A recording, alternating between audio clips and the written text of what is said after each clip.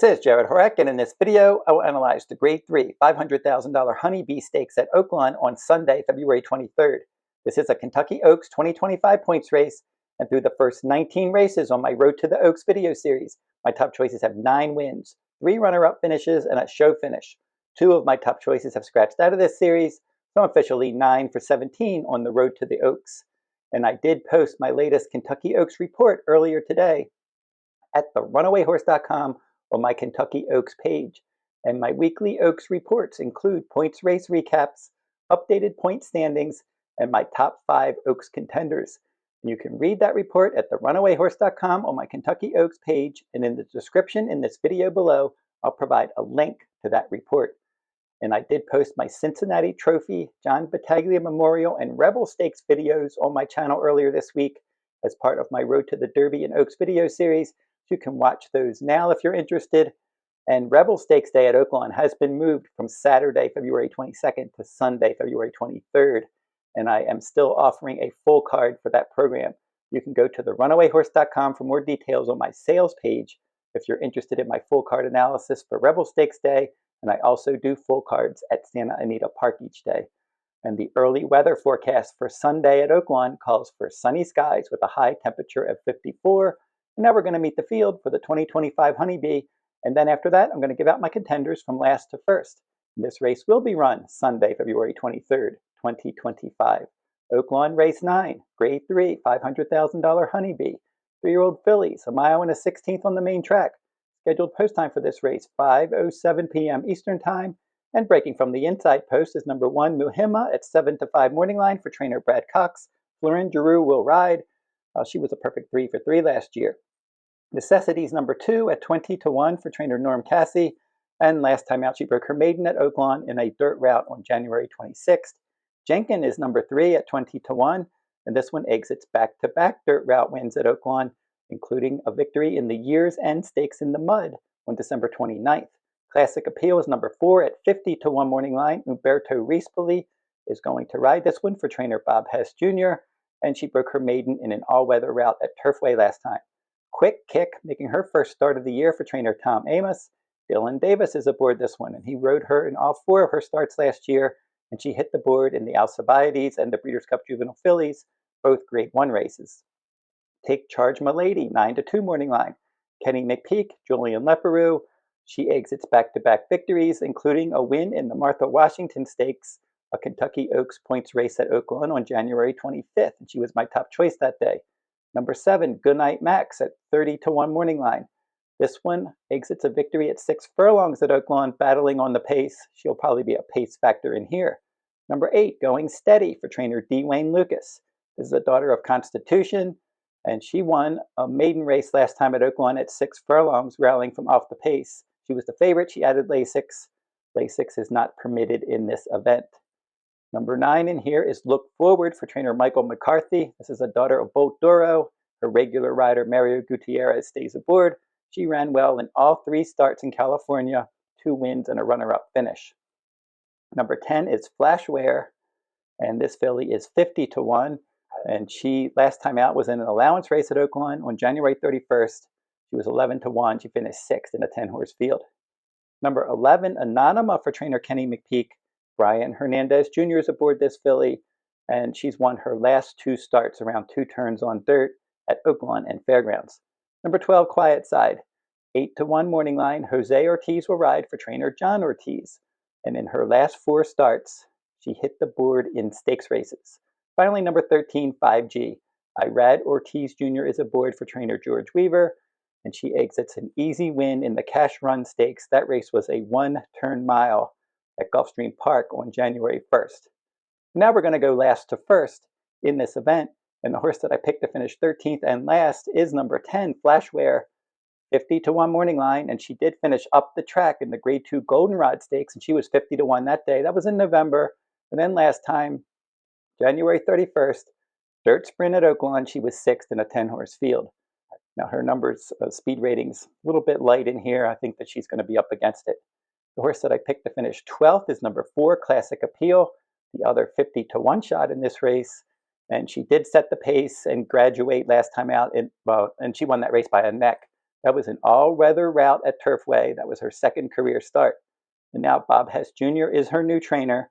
Umberto Rispoli coming in from Santa Anita to ride this one. And she did finish last in a dirt sprint. That was her career debut, her only start on dirt. So she still needs to prove that she can handle the main track. The horse that I picked to finish 11th is number 7, Gunite Max, and she is 30-1 morning line. Now she stretches out in distance. Last time out she dueled and she won an optional claiming race at Oaklawn, and she won that race by a head. That was on January 23rd. So I think she is going to impact the pace in here, but I think this distance and this company had a reach for her. And do note for this one, she is entered also in the 6 furlong Dixie Belle Stakes at Oaklawn on February 24th.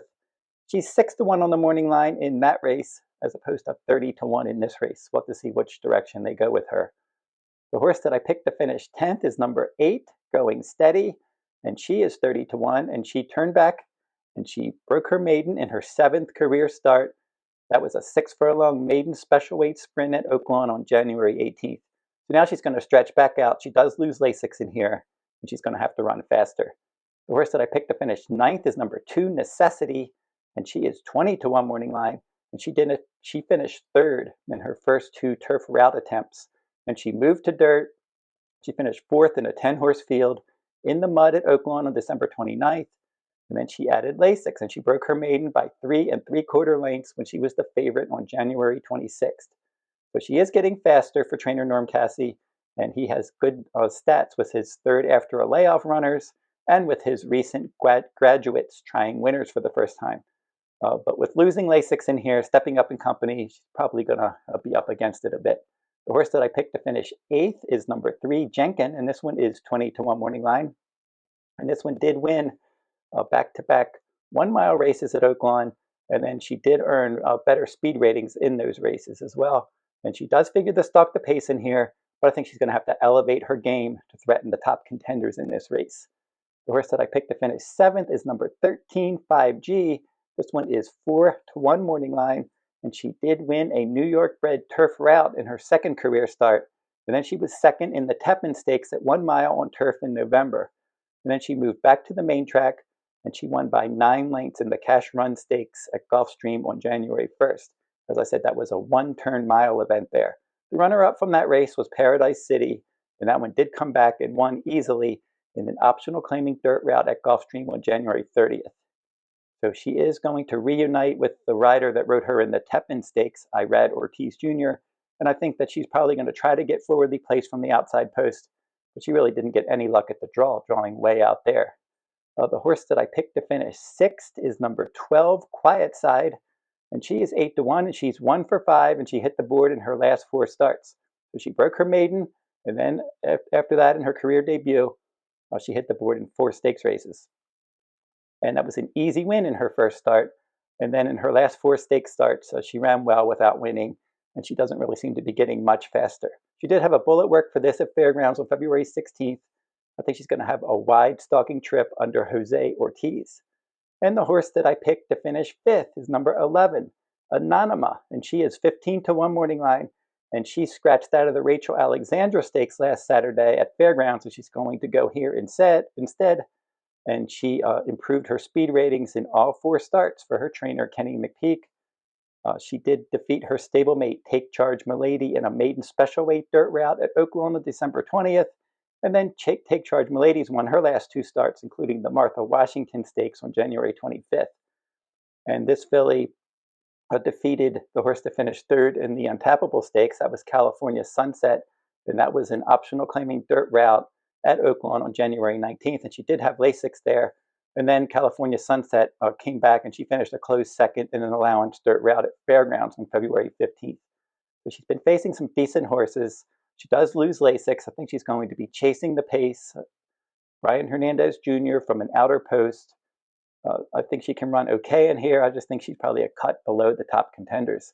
The horse that I picked to finish 4th is number 5, Quickick, and she is 12-1 morning line. And she is one of my top 5 Kentucky Oaks fillies on my contenders list. When I've been doing my Kentucky Oaks blogs, I had her in my top 5 all along, and she's finally making her first start this year. But I think she might be a little bit short. She only has 4 works since she finished 3rd in the Breeders' Cup Juvenile Fillies last fall. And for her, she was a non-threatening third in her 7 furlong debut. And she added blinkers and she looked good, breaking her maiden second time out. And then she stretched out and she rallied to finish second in the Grade 1 Alcibiades. And then she was third in the Breeders' Cup Juvenile Fillies last time out. So I think she will be finishing, and I think that she's probably going to move forward next time after possibly needing this race and weaving her way through a bulky field in here. The horse that I picked to finish third is number 9, Look Forward, and she is 6-1 morning line, and she did run well in all 3 of her starts in Southern California, and she dueled on the lead, and she earned her victory in her career debut at 6 furlongs at Del Mar. And then her second start, she stretched out. She dueled on the lead, and she was clearly second best in a race won by Tenma in the Grade 2 Starlet. And Tenma is one of the top contenders for the Oaks, Bob Baffert trainee that's won multiple stakes races out west. And this filly turned back last time, and she stalked the pace. She got a clear lead, and then she just did hold on in the 7 furlong Santa Ynez Stakes by a head when she was the favorite. And I made her my top choice in that Kentucky Oaks Points race. That was at Santa Anita on January 5th. But her speed rating did dip last time. But overall, her speed ratings do make her competitive in this spot, and she'll probably be forwardly placed from post 9. The horse that I picked to finish second is number 6, Take Charge Milady. And this filly is 9-2 morning line, and she did improve her speed ratings in all 4 starts. She broke her maiden when she was the favorite. That was a race in the mud at Oaklawn on January 5th. And then my top choice last time, she won the Martha Washington Stakes, and she won that race easily on January 25th. Good post, stalking trip likely, and if she moves forward again, she can contend for the win. And my top choice in here is number 1, Muhimma at 7-5 morning line, and she is my top-ranked Oaks contender. And I've always liked this filly, and she was impressive last year. She won all 3 of her starts, and she was the favorite in all of those races. And a nice effort when she stretched out in distance last time, but she did chase the pace from second and rolled to an easy win in her 6.5 furlong debut. That was at Churchill Downs, and then the runner-up was the next out winner. And she pressed the pace, and she scored by 5.5 lengths at 7 furlongs second time out. And then last time in the Grade 2 Demoiselle Stakes, she stretched out, she controlled the pace, and then she won that race by a length. That was at 1 1/8 on December 7th. Ballerina d'Oro rallied from last to finish second there, and those two were well clear of the rest of the field. So Muhimma was able to get out there, control the pace, and win nicely over a quality horse, Ballerina d'Oro, for trainer Chad Brown. And that filly was supposed to run last weekend, but got sick and had the scratch. So Muhimma is in here, and she has 6 workouts at Payson Park for this weight race. She has a best of 72 bullet at 5 furlongs on December 26th. So she's the inside speed. There is some other speed in here, but I think she might not have to have the lead if they really want to go. I think that she can just save ground right there behind the speed. I think she's ready to go off the layoff with those 6 workouts. She won all 3 starts last year. She's a graded stakes winner. She seems to have a lot of talent, a lot of ability for trainer Brad Cox, and I think that maybe she can come off the bench here, win this race as the favorite. She just looks like the best horse in this race. And hopefully this is a stepping stone to her having a big campaign this year, possibly winning the Kentucky Oaks. That would be their goal. We'll have to see how all that plays out. But right now she is my top-ranked Oaks contender. We'll have to see how she does in this race. But Muhimma's my top choice. Take Charge Milady, my second choice, and then Look Forward to my third choice. And then maybe if I can get number 5, Quickick, or number 11, Anonima, to finish somewhere in the trifecta or superfecta, will help the payoffs in those wagers a bit. So that will wrap up my look at the Honeybee Stakes. And if you want a free pick each day, you can go over to my website, therunawayhorse.com, and click on the Better Bets blog tab at the top of my homepage. You can get a free pick from around the country each day.